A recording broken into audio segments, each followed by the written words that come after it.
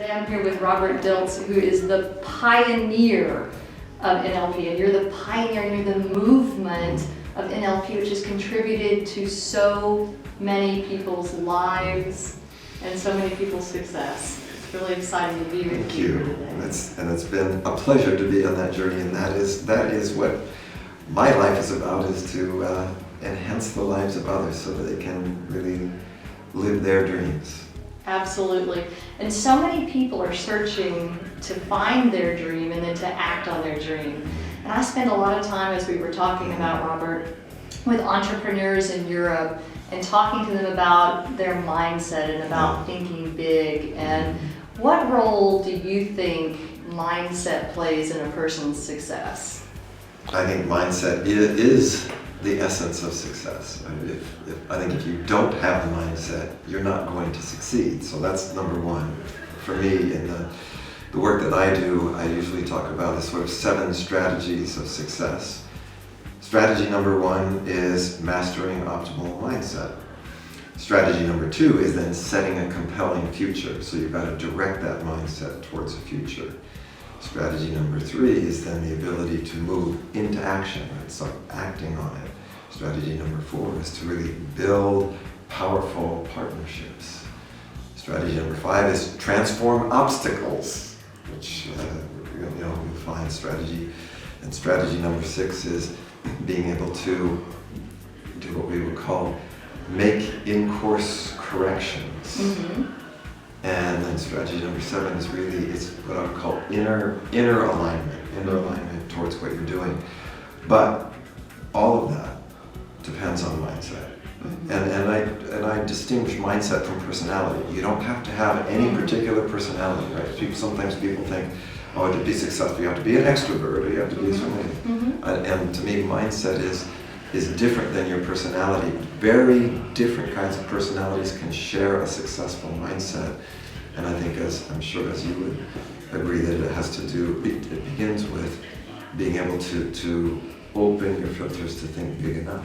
Yeah. Where do you think this success mindset comes from? Or where do you think maybe a playing small mindset comes from?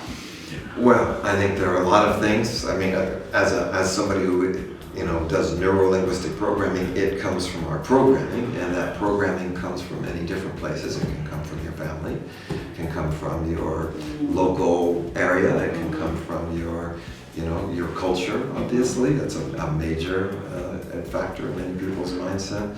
So there's a lot of programming, and in fact, I think part of mastering optimal mindset is beginning to develop awareness of the programming, right? Because whatever of your programming you're not aware of runs you. Mm-hmm. When you can become aware of it, you become aware of your beliefs, you can become aware of these sort of filters, then you've got the choice to change it. Then you've got the choice to open your vision,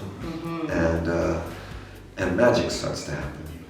I think you hit on a very important topic that I talk about a lot with my European business owner clients, and that is, you and I both came from America, and there's a little bit of a perception in different cultures that, okay, we're from America, that's why we're successful, right? That we go big. We were born, maybe a lot of us in America, thinking big and thinking we could be president of the United States, and we had the opportunity to go for it. So we have a little bit of that culturally that encourages us to go for it. Yeah. And what I see in some cultures is that, and Germany is one of them, that we're taught not to draw too much attention to ourselves. It's not good to draw attention to ourselves. Good is good enough. Be satisfied with what you have. Yeah, it's even more than that. I mean, because going around, like in America, you have this. I listen to idioms. In America, the idiom is the squeaky wheel gets the grease. That means you've got to make yourself known.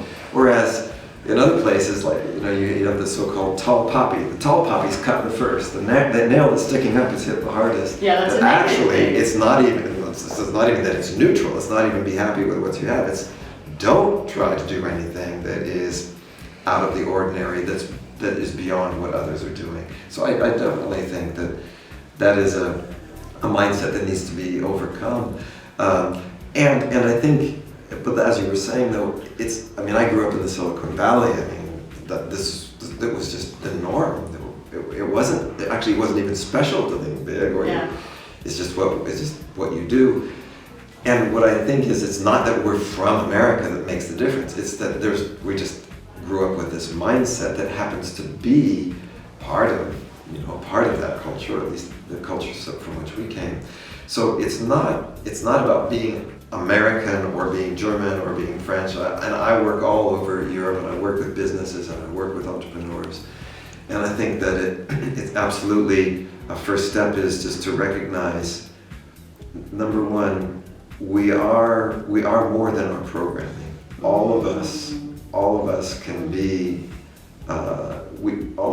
magical, and it begins with believing in yourself. And I think that's the ground level of a success mindset is belief.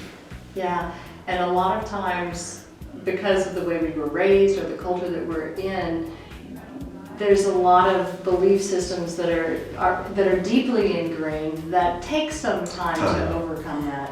If you were to give some advice, let's say you were to give 3 pieces of advice to the European entrepreneur about 3 steps they could take on how to overcome their mindset, or what's holding them back, or what's keeping them small in their life to really go for what they want in their life, what 3 pieces of advice would you give the European entrepreneur? I would always say, so number one, very first thing is to tune into your own passion, right? Find what gets you out of bed in the morning. To be aware of what it is that is, brings you energy, brings you motivation.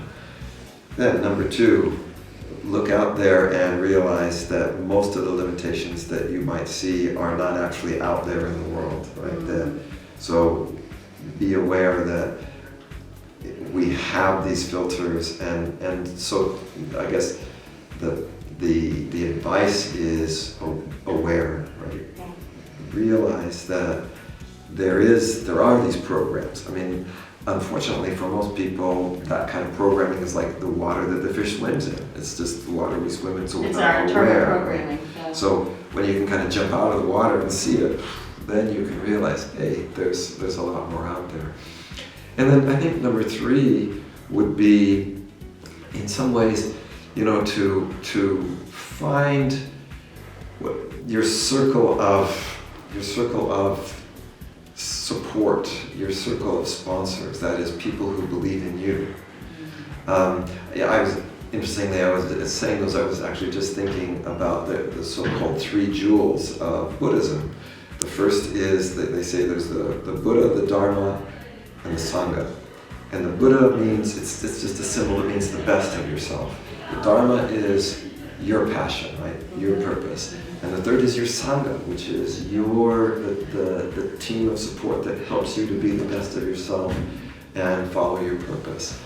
And so I think all of those come from, first of all, the awareness that we are more than our programming. We are more than our programming. And I suppose probably the summary of all 3 of those would be think big. Absolutely, absolutely. Get out of the box, get out of the box of those limitations. Yeah. Thank you for all of the work you've done in your lifetime to support us in overcoming those limitations that are in our programming. Thank you so much. And it was a pleasure to be with you here today.